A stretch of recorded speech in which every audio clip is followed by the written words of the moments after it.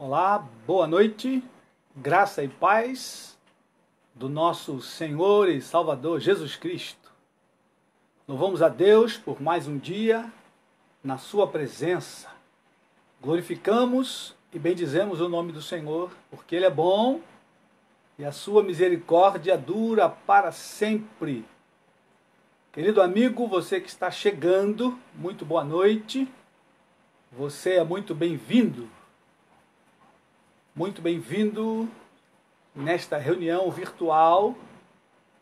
Já fazem mais de 90 dias que estamos neste modelo de reunião devido à pandemia.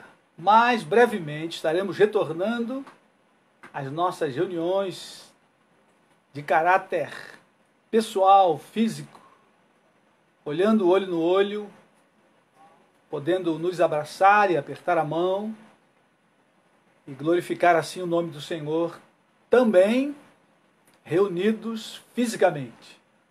Louvamos a Deus por mais um dia, mais uma semana que começa. A graça do Senhor nos trouxe até aqui, por isso estamos alegres. Muito boa noite, Eliane, boa noite, Mário, boa noite, família Ferreira, boa noite, Luciene, sejam bem-vindos. A graça do Senhor Jesus seja sobre nós. Hoje nós vamos começar orando, como sempre, temos bastante pedidos de oração. Eu quero começar a falar o nome de algumas pessoas que precisam da nossa intercessão, do nosso clamor. E eu gostaria que você estivesse lembrando sempre de orar pelo Ricardo, o genro do pastor Josué Martins, e sua esposa Tamara. Orem por esse jovem casal que mora em Santo André. Ore também pela Maria Edina, mãe do pastor Leoni. Pastor Leoni é membro do PA, Pastores Anônimos. Caminha junto conosco ali na Missão Avante, junto com o pastor Josué Martins. Orem também pela Célia. Célia está internada também, provavelmente já faz mais de um mês. Também acometida pelo Covid. Ela precisa do nosso clamor, das nossas orações. Quero pedir que tu continue orando pela Alessandra, missionária da Avante. Tem tido problemas com os rins, teve já uma melhora, mas ainda carece de oração. E ore também pela sua filha Júlia, que reside no Uruguai. Teve lá um pequeno acidente, um atropelamento. Passa bem, mas carece de oração. Ore também pelo meu pai, senhor Galdino, e pela sua esposa Marilda. Ore por esse casal de anciãos, que precisa também do clamor da igreja. Ore pelo Wilson, é o primo da Cíntia. O Wilson lá do Nordeste também está internado com Covid e precisa da misericórdia de Deus. E vamos orar pelo pastor Otacílio, que perdeu seu irmão ontem à noite. Então vamos orar pelo Otacílio e toda a sua família, pedindo que a graça do Senhor, o consolo do Espírito Santo, esteja sobre esses irmãos que perderam o ente querido. Ok? Querido, feche os teus olhos e vamos orar ao Senhor, vamos clamar ao Senhor Jesus. Pai querido, nós te adoramos. Adoramos o teu nome nesta noite. Bendizemos, Senhor, a tua santidade. Muito obrigado pela tua bondade e graça, Senhor, de nos trazer até aqui com vida, com saúde, num momento em que milhares já perderam a vida, Senhor, milhares de famílias enlutadas. Ó Deus, queremos começar colocando em tuas mãos a vida do Otacílio, nosso companheiro de lutas, de batalha. Guarda o coração dele, da sua esposa, da sua mãe, seus irmãos. Guarda os sobrinhos dele, Senhor. Em nome de Jesus, que o consolo do Espírito Santo possa guardar aquela família que nesse momento se encontra enlutada. que a tua boa mão possa fortalecê-los e a graça do Senhor seja suficiente para então restaurar os seus corações. Ó Deus, rogamos pela vida do Ricardo, visita teu filho nesta hora, guarda a sua vida, Senhor, traz saúde a ele, em nome de Jesus. Pai bendito, temos clamado dia a dia por ele, rogamos que a tua mão poderosa esteja visitando o Ricardo, Senhor, juntamente com ele sua esposa Tamara. Ó Deus amado, fortalece e guarda aquele casal, em nome de Jesus, o teu filho. Ó Deus, rogamos pela Maria Edina. Ó Pai, opera um milagre na vida dela. Deus querido, em nome de Jesus, clamamos por um milagre. Tu podes curá-la e restaurar completamente. Da mesma forma, Célia. Ó Deus, são pessoas que estão internadas e carecem da tua misericórdia. Senhor, da mesma forma, o Wilson. Deus amado, visita essas vidas e traz saúde perfeita, saúde para o teu louvor, para a tua glória e para a alegria dos familiares, Senhor, que essas pessoas sejam tocadas agora, em nome de Jesus, o teu Filho. Ó Pai querido e amado, rogamos, Senhor, pela vida da Alessandra, da sua filha Júlia. Toca no rins da Alessandra, ó Deus, toca nas pernas da Júlia, Senhor, que sofreu aquele acidente. Que a mão bendita do Senhor esteja sobre elas, trazendo a tua cura, o teu poder de curar, possa restaurá-los, Senhor. Visita meu pai, seu Galdino, sua esposa Marilda, toca naqueles anciãos, Senhor, e cura pelo poder do nome de Jesus, manifestando ali a tua graça bendita, a tua grande misericórdia.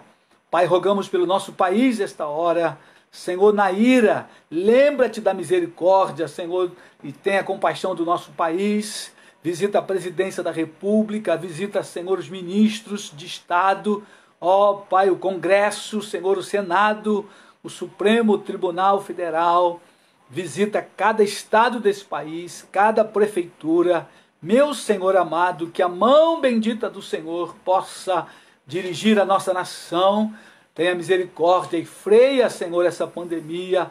No nome de Jesus, manifesta o teu poder e a tua graça, ó Deus, sobre essa nação. Fica conosco essa noite, fala ao nosso coração. Senhor, aviva-nos pela tua palavra, que o nosso coração seja quebrantado diante da tua presença. Em nome de Jesus, nós oramos, Senhor. Amém e amém.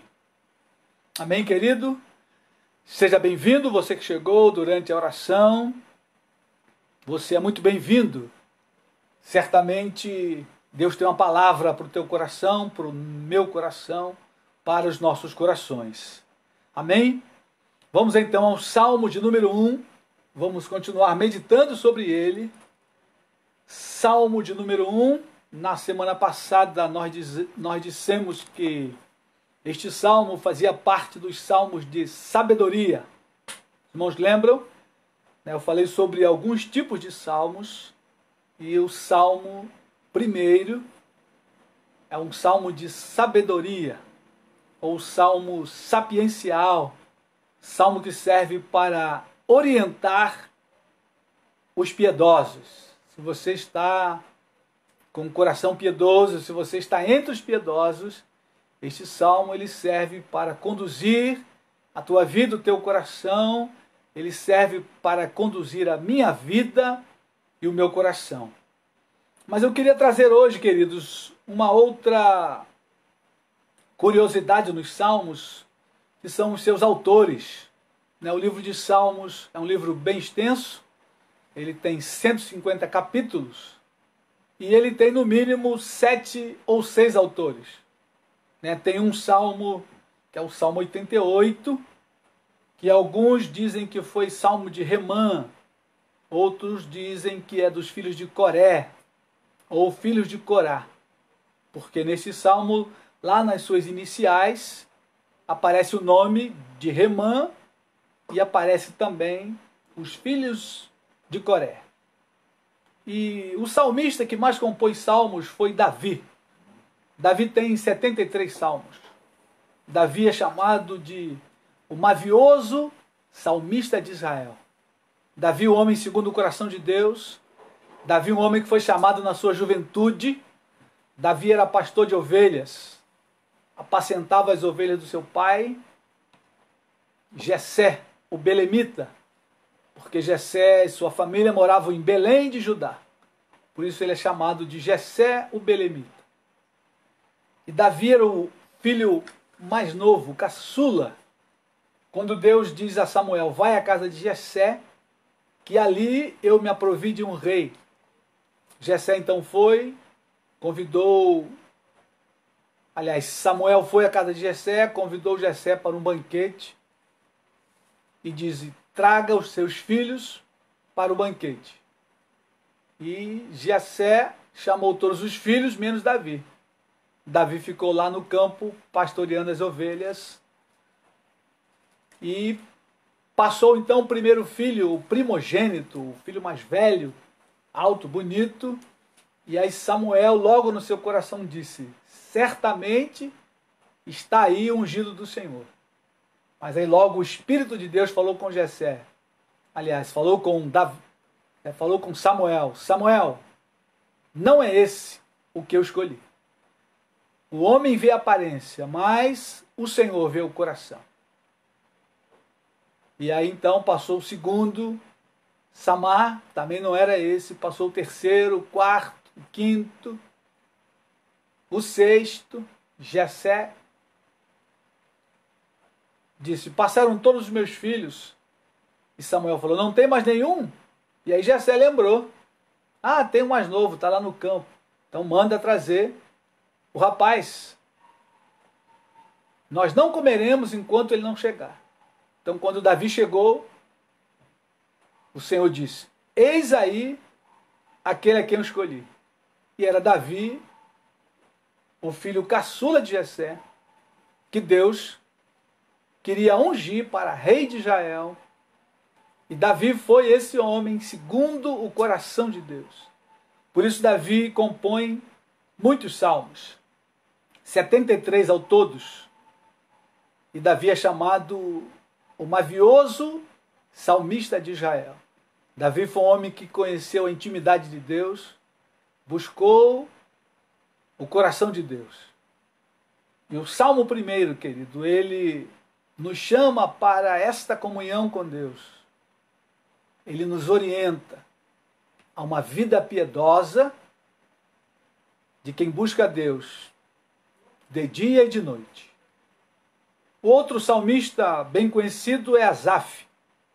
Asaf compôs 12 salmos.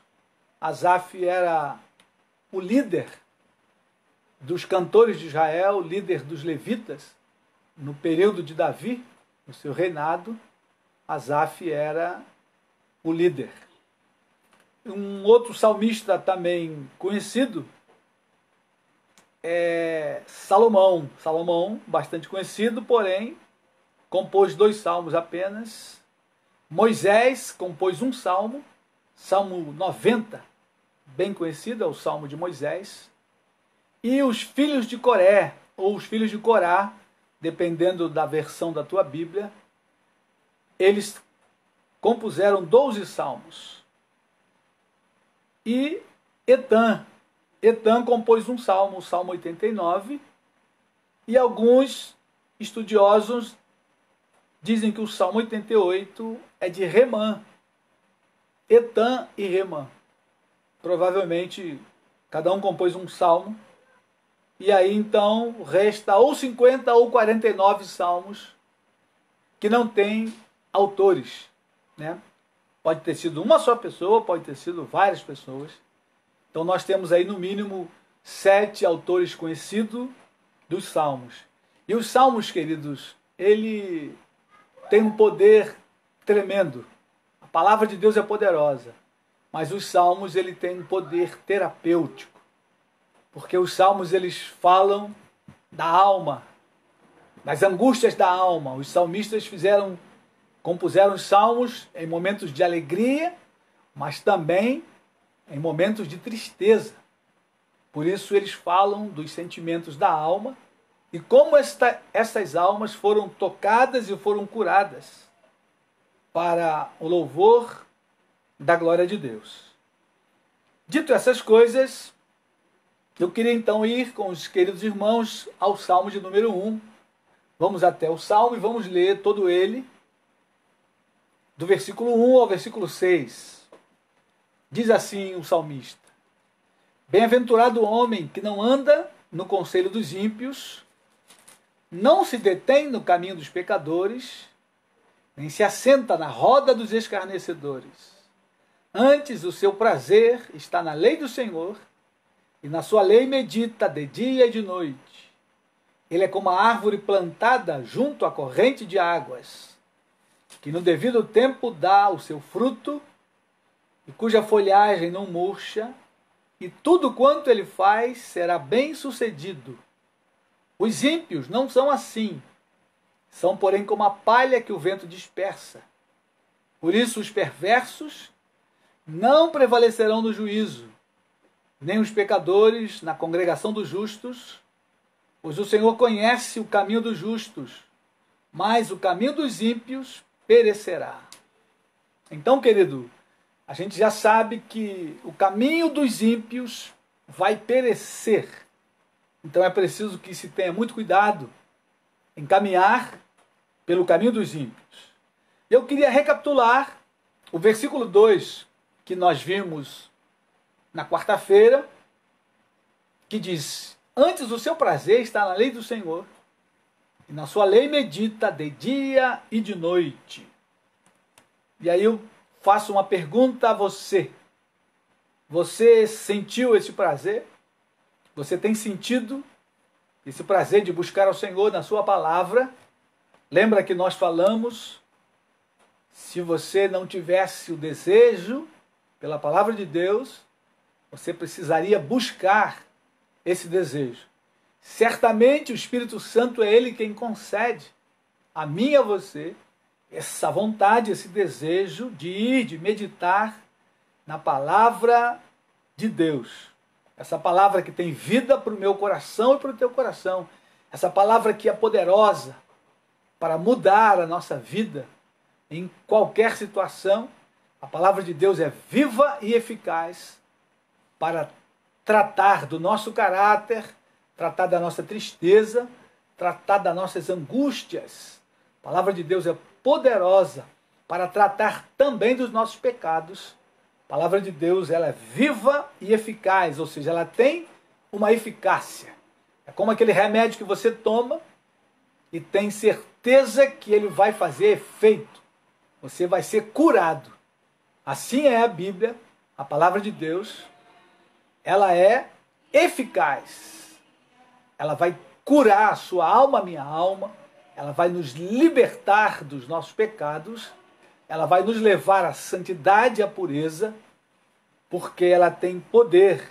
E quando nós, então, refletimos sobre ela, nós pensamos, né? A palavra é meditar. Dia e noite, é refletir, pensar, considerar na lei do Senhor, nos mandamentos do Senhor, nos princípios bíblicos. E eu pergunto a você, aonde está o seu prazer? Será que o seu prazer está na lei do Senhor? E na sua lei você tem meditado dia e noite? Querido, o versículo 3, que vamos entrar hoje, ele fala de algumas bênçãos. Vamos ler aí o versículo 3. Diz assim: ele está se referindo ao homem, né? Bem-aventurado o homem, lá atrás, está dizendo isso no versículo 1. E aí o texto segue. No versículo 3 diz: ele é como a árvore plantada junto à corrente de águas, que no devido tempo dá o seu fruto, e cuja folhagem não murcha, e tudo quanto ele faz será bem sucedido. Algumas traduções, tudo quanto ele faz prosperará. Ou tudo quanto ele fizer, ele terá sucesso. Essas são as bênçãos do versículo 3. Porém, elas são resultados do versículo 1 e 2. E aqui nós temos a chamada lei da semeadura. Você certamente já ouviu falar sobre a lei da semeadura. Essa é uma lei, querido, que é um princípio que nós não podemos evitar. a lei da semeadura, você não consegue evitar essa lei. Ela foi definida por Deus lá atrás. E a Bíblia diz lá em Gálatas, gostaria que você abrisse comigo aí Gálatas capítulo 6, quando eu ler o texto você vai lembrar muito bem. Gálatas capítulo 6, versículos 7 e 8. Esse texto é muito conhecido e isso virou até um ditado popular. Diz assim, Gálatas capítulo 6, versículos 7 e 8. Não vos enganeis, de Deus não se zomba, pois aquilo que o homem semear, isso também ceifará.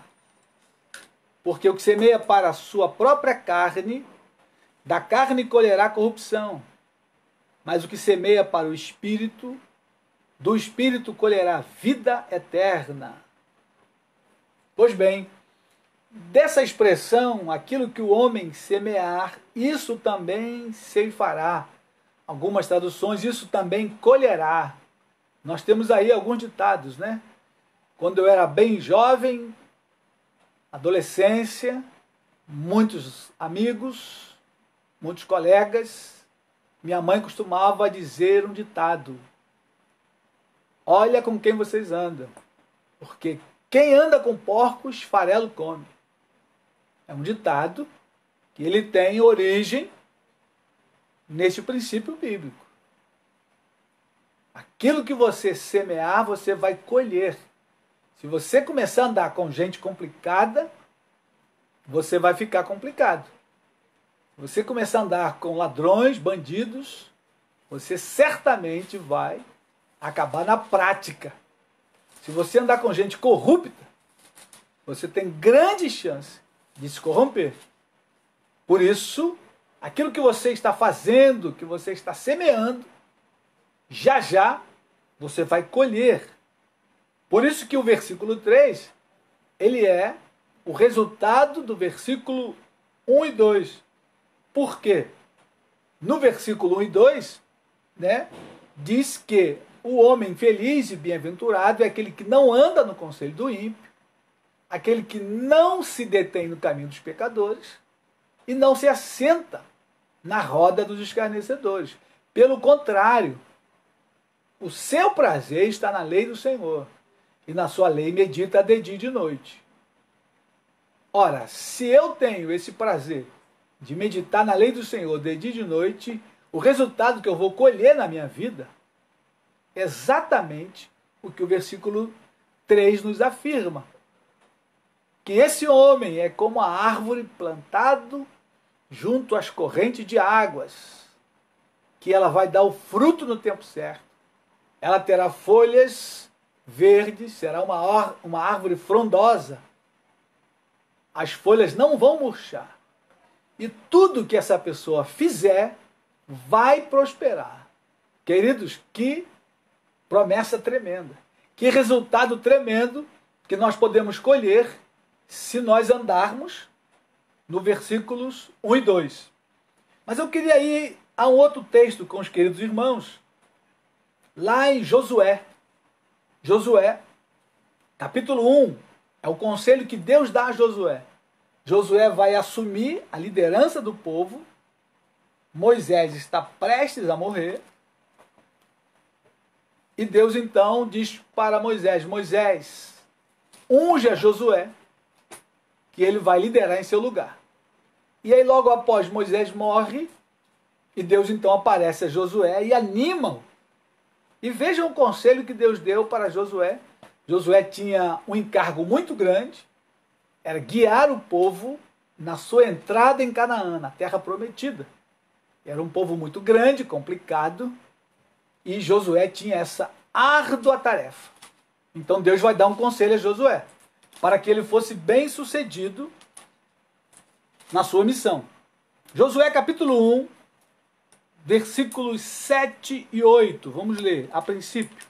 Versículos 7 e 8. Diz aí: tão somente ser forte e muito corajoso, para teres o cuidado de fazer segundo toda a lei que meu servo Moisés te ordenou. Dela não te desvie nem para a direita e nem para a esquerda, para que sejas bem-sucedido por onde quer que andares. Perceba aí a palavra, para que seja bem-sucedido por onde quer que andares. Versículo 8. Não cesses de falar deste livro da lei, antes medita nele dia e noite. Percebe mais uma vez o mesmo conselho do salmista? Aquele que tem prazer na lei do Senhor e na sua lei medita de dia e de noite. Deus está dizendo a Josué: Josué, não para de falar do livro da lei. Antes, medita nele dia e noite, para que tenhas o cuidado de fazer segundo tudo quanto nele está escrito. Então farás prosperar o teu caminho e serás bem-sucedido. Olha aí, queridos. Exatamente o que o salmista diz lá. Farás prosperar o seu caminho e serás bem-sucedido. Ou seja, você vai ter sucesso, Josué, se você meditar na lei do Senhor de dia e de noite. Queridos irmãos e amigos, isso me lembra o saudoso bispo Hélio Maurício Brum, um dos homens de Deus que essa cidade teve. Ele já está com o Senhor na glória. Nós fazíamos parte do presbitério deliberativo da Irmandade Metodista Ortodoxa. E quando sentávamos ali para tratar de alguns casos difíceis, vida de pastores, igrejas, bispo Hélio, já com seus 78 anos, sempre dizia nas reuniões: irmãos, a gente só tem que fazer o que a Bíblia manda, que vai dar certo. Eu ficava olhando para ele, naquela calma, aquela mansidão. E é verdade, queridos. Se nós fizermos o que a Bíblia manda, vai dar certo. E é impressionante como hoje nós temos uma grande gama de crentes, e aí entre aspas, porque nós já temos debatido isso, não adianta você fazer parte da membresia de uma igreja, você está arrolado ali no hall de membros, ser batizado, mas se você não nasceu de novo, hoje pela manhã, eu gravei um pequeno vídeo falando sobre a necessidade do novo nascimento. Se você não nasceu de novo, querido, você não é um cristão. Você precisa nascer de novo. Se você nasceu de novo, você vai ter prazer na lei. E mais, você vai obedecer à Escritura Sagrada. Mas hoje a gente tem uma gama muito grande de crentes, pessoas que dizem crentes, mas que não querem obedecer à Bíblia. Estão divorciadas da Bíblia. Lógico, a vida delas não dá certo. Porque a lei da semeadura, ela vai se cumprir. Se você e eu quisermos ser bem-sucedido, e aí, querido, bem-sucedido no sentido bem amplo, né? Bem amplo também da palavra prosperar, quando o texto diz aí no versículo 8, farás prosperar o seu caminho e serás bem-sucedido. Prosperar aí é progredir, ter sucesso, conduzir a um bom resultado. E aí no sentido bem amplo da palavra prosperar, né? Hoje está muito ligada a dinheiro, mas não é dinheiro. A palavra prosperar, ela tem um sentido muito amplo. Você também terá bênçãos financeiras, mas não é só isso. Você terá uma família feliz, abençoada, você será bem-sucedido na sua empresa, naquilo que você faz. Se você é um profissional liberal, você será bem-sucedido em todos os aspectos, se você fizer o que a Bíblia manda. Porque quando diz aí meditar dia e noite, lógico que está embutido nessa questão que você vai praticar aquilo que você está estudando, lendo e meditando. E aí, se você fizer isso, querido, não tem como dar errado. A palavra não mente, é igual matemática, vai 2 mais 2 igual a 4. Se você meditar na Escritura, de dia e de noite, e se você colocar em prática aquilo que você ler e estudar, aquilo que o Espírito Santo vai conduzir a sua vida, vai dar certo, não tem como dar errado. É igual matemática. 2 mais 2 é igual a 4. Não tem outro. Aqui no Brasil, lá no Japão, na Coreia, na Tailândia, na Rússia, onde você for, 2 e 2 é igual a 4. E quando a gente olha para a Escritura Sagrada é a mesma coisa. Seja o brasileiro ou o tailandês, se seguir a Escritura, mas lá a cultura é diferente, o costume é diferente, o clima é diferente, tudo na Tailândia é diferente do Brasil.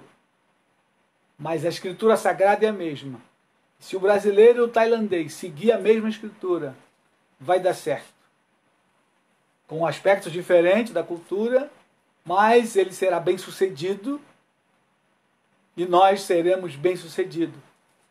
Não tem como dar errado, querido. E a Bíblia não mente, e a palavra é verdadeira. Então, se eu e você meditarmos sobre ela e praticarmos essa palavra, nós seremos bem-sucedidos. Então, essas são as bênçãos do versículo 3. E eu quero voltar com você, vamos novamente ao Salmo 1, verso 3. E olhar para essa analogia, né? O texto faz uma analogia com a árvore, que é plantada junto à corrente de águas.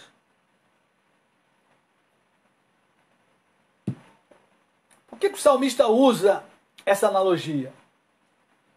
Via de regra, Israel, a maior parte do seu território é uma terra muito seca, arenosa, porque tem muito deserto. E aí, lógico, as plantas que estão lá no deserto, ela não tem a mesma vivacidade das plantas que estão à beira dos rios. E nós que moramos aqui em Jacarepaguá, os queridos irmãos que são da igreja aqui no canal do Anil, podem comprovar isso. Aquelas árvores ali na beira do rio, todas elas são grandes e frondosas. E você não vê nenhuma delas com a folha seca. Ali só não tem árvores frutíferas, mas se tivesse, nós veríamos que o fruto dessas árvores, elas dariam na estação própria. Agora, por que uma árvore plantada junto à corrente de águas, ela tem toda essa vivacidade? E aí é uma questão muito simples, né? Porque a seiva que vem lá da raiz, que vai pegando ali a água, os sais minerais e todas as vitaminas que a árvore precisa, ela vai subindo pelo caule, pelo fato da árvore estar à beira de águas.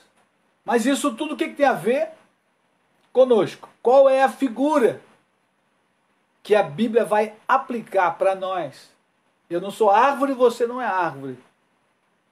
E qual é o rio que nós precisamos estar plantado à beira desse rio? O texto diz que o homem que medita na palavra dia e noite, ele é como aquela árvore. Mas por que ele é como aquela árvore? E aí, eu queria ir com os queridos irmãos no Evangelho de João, no capítulo 15. Porque ele diz aí, esse homem, ele é como essa árvore que é plantada junto à corrente de águas. Que no devido tempo ela vai dar o seu fruto. E as suas folhas não vão cair, não vão secar. Vamos a João comigo, querido. João, capítulo 15, o Evangelho de João, capítulo 15. Ali tem uma analogia que Jesus também faz, que tem tudo a ver com o que o Salmo diz. João capítulo 15 vai falar da videira e os ramos. João 15, vamos olhar aí versículos de 1 a 8. Você achou o Evangelho de João, capítulo 15, verso 1. Jesus está falando. Ele diz, eu sou a videira verdadeira e meu pai é o agricultor. Todo ramo que estando em mim não der fruto, ele o corta e todo o que dá fruto, limpa para que produza mais fruto ainda. Vós já estáis limpos pela palavra que vos tenho falado. Permanecei em mim e eu permanecerei em vós. Como não pode o ramo produzir fruto de si mesmo, se não permanecer na videira, assim nem vós o podeis dar, se não permanecerdes em mim. Eu sou a videira, vós os ramos. Quem permanece em mim e eu nele, esse dá muito fruto, porque sem mim nada podeis fazer. Se alguém não permanecer em mim, será lançado fora, à semelhança do ramo, e secará, e o apanham, lançam no fogo e queimam.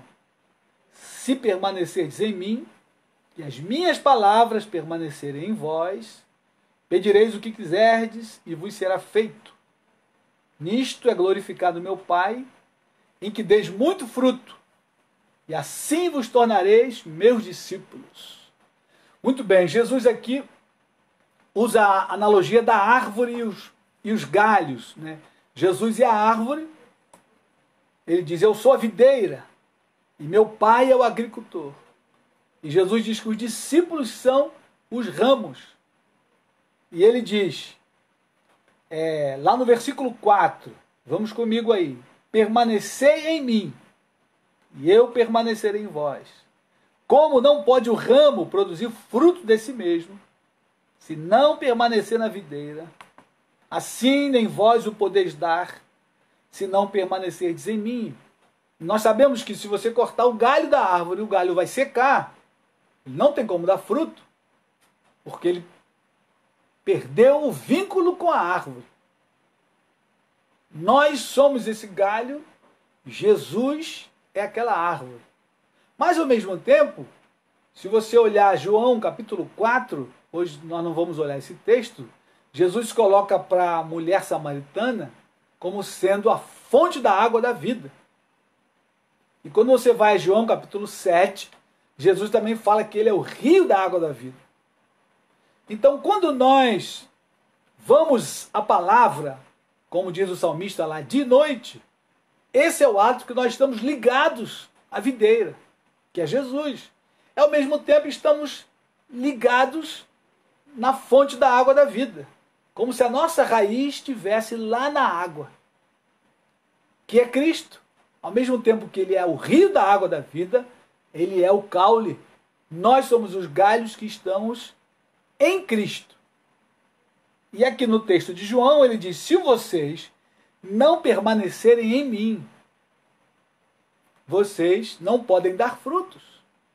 Ou seja, se nós não estivermos em comunhão com Cristo, indo à sua palavra de noite, orando ao Senhor, nós não podemos dar frutos. E aí tem um porém. Ele diz aí o seguinte, aquele que não der fruto, ele corta e lança fora.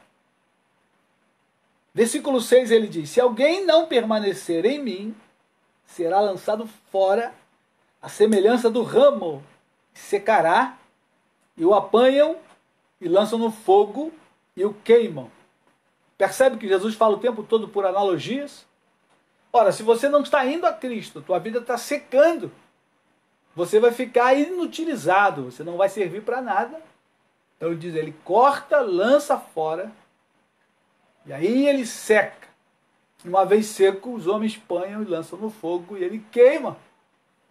E aí Jesus então faz uma analogia até o juízo final, quando os ramos secos vão ser lançados no inferno de fogo. E lá no texto de Salmos, quando ele vai falar do ímpio, no versículo 4, ele diz, os ímpios não são assim, são porém como a palha que o vento dispersa. A palha a gente varre e lança no lixo, ou lança no fogo, ou queima, porque ela não tem nenhuma utilidade. Certo, queridos? Então, queridos, eu e você fomos chamados para dar fruto. E aí, nesse texto de João, vamos comigo lá no versículo 16, olha que Jesus diz para os discípulos aí, João 15, verso 16. Não foste vós que me escolhestes, a mim. Pelo contrário, eu vos escolhi a vós outros, e vos designei, para que vades e deis fruto, e o vosso fruto permaneça, a fim de que tudo quanto pedirdes ao Pai em meu nome, Ele vô-lo conceda. Querido irmão, querida irmã, nós fomos chamados para frutificar, não apenas para ser bem-sucedido, para ganhar bênçãos. As bênçãos virão na consequência da nossa comunhão com Deus, mas eu e você fomos chamados para frutificar, para darmos frutos. E esses frutos precisam permanecer. Ele diz aí, ó, eu vos escolhi a vós outros, e vos designei para que vades e deis fruto, e o vosso fruto permaneça. E esse texto de João, capítulo 15, ele é interessante. Jesus vai falar de fruto, mais fruto e muito fruto, numa sequência crescente. Você chegou para o Evangelho, você veio para o reino, você ingressou no reino, logo a tua vida começa a dar fruto, porque você agora é uma nova criatura, você tem um sorriso nos lábios, você tem uma palavra amiga, você tem uma palavra salgada, no sentido de dar vida para as pessoas, né? Algumas vezes a palavra é doce, no sentido de consolar as pessoas. Então você começa já a frutificar. Mas aí você vai crescendo na fé e você dá um pouco mais de fruto. E depois você dá muito fruto. Olha aí o versículo 8, o que diz? João 15, verso 8. Nisto é glorificado meu Pai, em que deis muito fruto, e assim vos tornareis meus discípulos. A característica de um discípulo de Cristo é dar muito fruto. É a vida normal cristã de um discípulo que está caminhando para a maturidade, um discípulo que está no discipulado, sendo tratado na sua vida. A sua característica normal é dar muito fruto. É o que Jesus diz aí. Assim vos tornareis meus discípulos, em que deis muito fruto. E assim o Pai é glorificado. Amém, querido? Vamos voltar ao Salmo 1. Volta comigo aí, por favor. Salmo de número 1. Versículo 3, quero ler novamente com você, para ficar bem fixado. A nossa vida, a minha vida e a sua vida, como cristãos piedosos que meditam na palavra de dia e de noite, será como a árvore plantada junto à corrente de águas, que no devido tempo vai dar o seu fruto, vai dar fruto. Todo cristão que está em comunhão com Deus vai dar fruto na hora certa. Depois vai continuar dando fruto, até a volta de Cristo. E tudo que esse cristão fizer, vai prosperar. É aquele crente que você dá uma tarefa e você fica despreocupado. Que a tarefa vai ser cumprida, vai dar tudo certo. Não vai ter nenhum problema. O problema que vier, ele vai resolver. Porque ele já tem maturidade para resolver. Porque ele é um cristão que está caminhando para a maturidade. Aquele cristão que está no discipulado, está sendo restaurado. Tudo quanto ele fizer, prosperará, querido. E aqui a gente não pode olhar só para o sentido profissional, do ganho para si próprio. Não, no reino de Deus também. Você dá uma tarefa para o discípulo, e aquela tarefa tem que prosperar se ele está em comunhão com Cristo, meditando na sua palavra de dia e de noite. Vai ser bem sucedido em tudo quanto ele fizer, porque ele está ligado à videira, ele está em comunhão com Cristo. Logo, o trabalho que ele desempenhar vai dar certo. Amém, querido? É preciso pensar nisso. A tarefa que você tem recebido para fazer está dando certo? Tem dado certo? Como está a sua vida? As características da comunhão com Cristo está se evidenciando na tua vida? Está funcionando? Onde você coloca a mão, Deus abençoa? Porque essa é a promessa, para mim e para você. Ele dá o fruto, a folhagem não murcha. E aí essa questão da folhagem não murcha, né? É aquele cristão que tem a vida bonita. Eu pensei aqui na analogia da folha. O fruto é mais importante do que a folha, mas a folha também tem importância. Aquela árvore frondosa, grande, com a copa grande, no dia de calor, no verão, é de grande valia. Para aquele que vem caminhando no sol, ele para naquela sombra, ele diz, bendita a árvore, que sombra maravilhosa. E aquilo então traz descanso aos viajantes. E se você é um cristão, que as suas folhas estão verdes, a copa está grande, querido, você vai levar refrigério às pessoas. As pessoas vão poder ir a você e ter descanso, receber uma palavra amiga, uma palavra de consolo, uma palavra de orientação. Amém, querido? E tudo quanto ele faz será bem sucedido. Então o teu empreendimento, seja na vida secular, profissional, seja na vida no reino de Deus, na comunidade cristã que você faz parte, te derem uma classe para dirigir, a classe vai prosperar, deram a você a beneficência, o cuidado com os pobres, ali vai prosperar, porque você está em comunhão com Cristo, você está meditando na palavra, você vai seguir os princípios bíblicos, vai prosperar. Essa é a promessa para mim e para você. Agora, quando vamos para o restante do Salmo, versículo 4, ele vai falar do ímpio. Os ímpios não são assim. São, porém, como a palha que o vento dispersa, né? A palha seca no chão, o vento leva. Como dizia o antigo hino, que assim é a vida do homem sem Deus. É como uma folha seca caída no chão, que o vento leva de um lado para o outro. É o homem sem Deus. O homem sem direção de Deus. Ele pode ter muito dinheiro, bens materiais, mas a vida dele é como uma palha seca, que o vento leva de um lado para o outro. É a figura do ímpio. O ímpio não é como o cristão. Ou seja, o cristão, aquele que está em comunhão com Deus, aquele que medita na palavra de Deus, ele não tem nada a ver com o ímpio. O caminho é diferente, ele não se assenta com as pessoas que os ímpios se assentam, ele não tem prazer nas coisas dos ímpios. E a vida dele é diferente em todas as circunstâncias. É o que o versículo diz. No versículo 5, o Salmo começa a dar uma direção para o julgamento final. Quando ele diz aí, ó, por isso os perversos não prevalecerão no juízo. Que juízo é esse?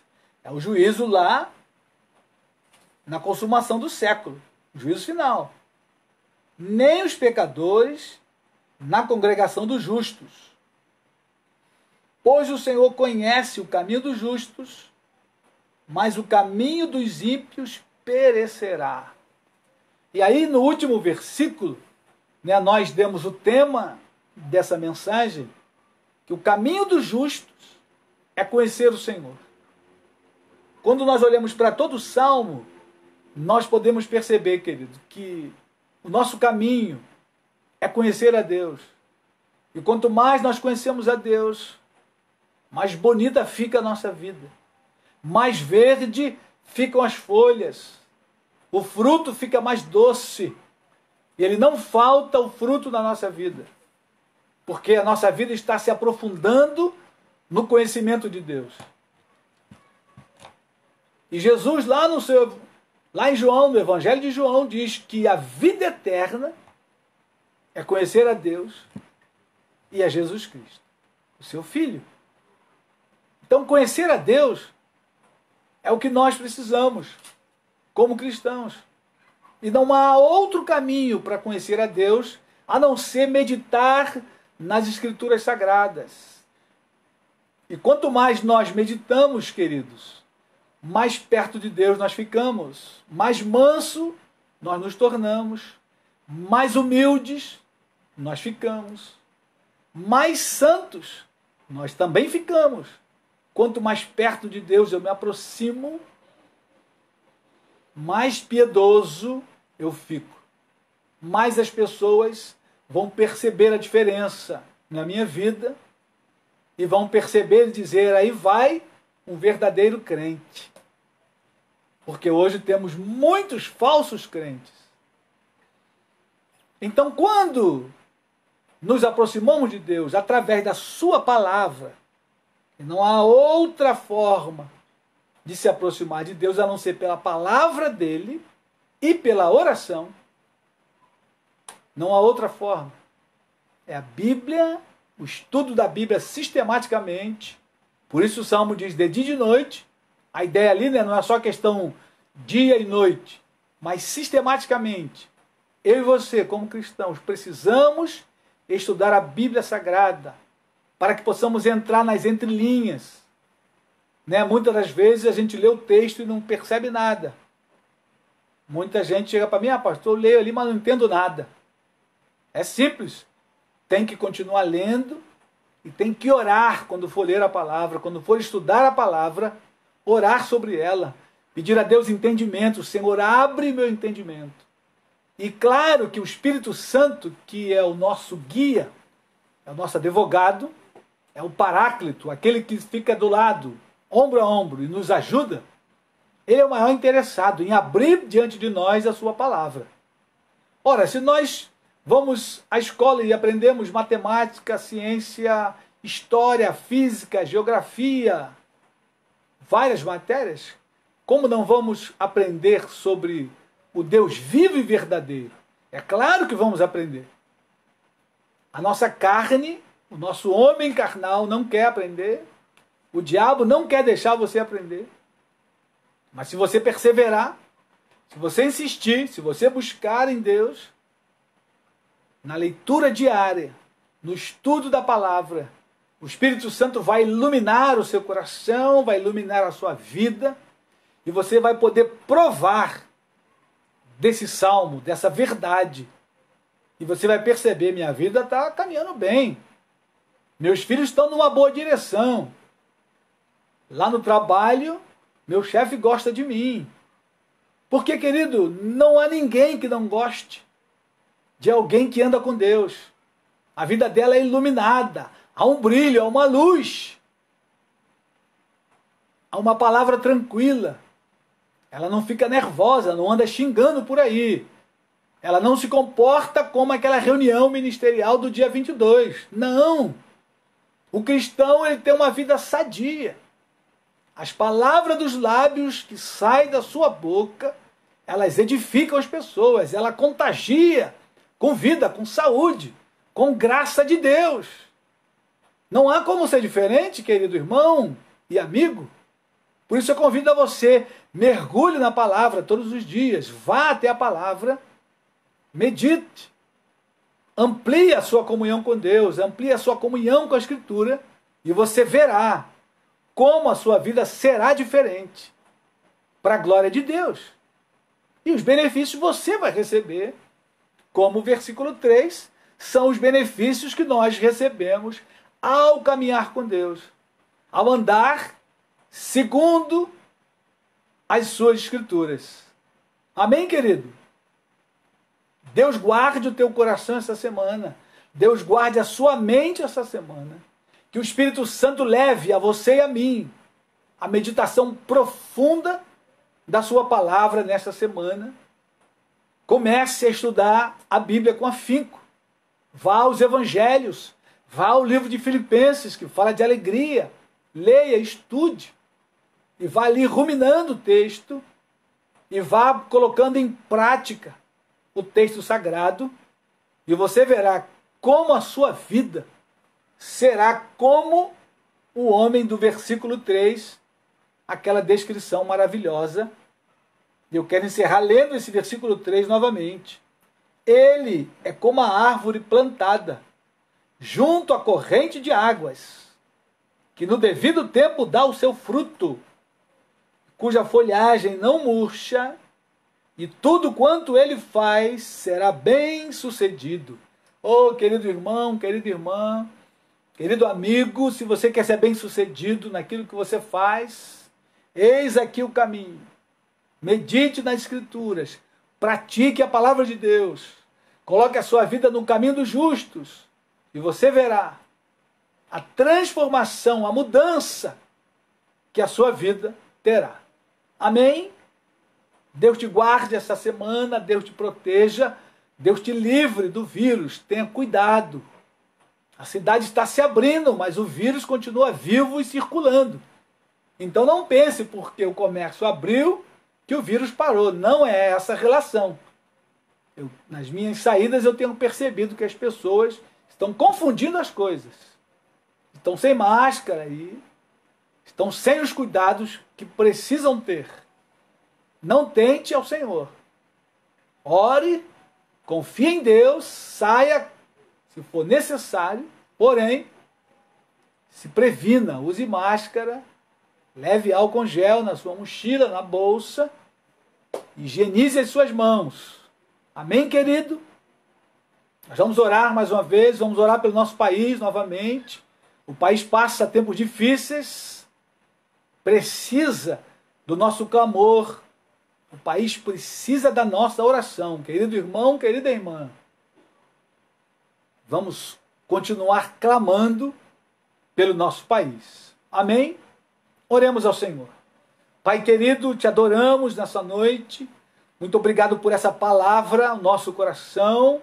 Tua palavra que tem vida, Senhor. Ó Deus, que essa palavra ela tenha um tremendo efeito em nosso coração durante toda a semana. Que a tua palavra, Senhor, ela possa nos incentivar a estarmos debruçados sobre ela, buscando o teu caminho, buscando a tua santidade, a tua pureza, para o louvor da tua glória. Ó Deus bendito e amado, que a tua palavra, Senhor, ela nos separe do pecado, que a tua palavra leve os nossos passos em santidade, em pureza de vida, para que a luz do Evangelho possa brilhar através de nós. Ó Deus, entregamos o nosso país nas tuas mãos, guia e dirige a nossa nação, conduz a mente do presidente da República, dos ministros de Estado, Senhor, os deputados, senadores, conduz a mente desses homens, os governadores de Estado, Senhor, os prefeitos, orienta e dirige.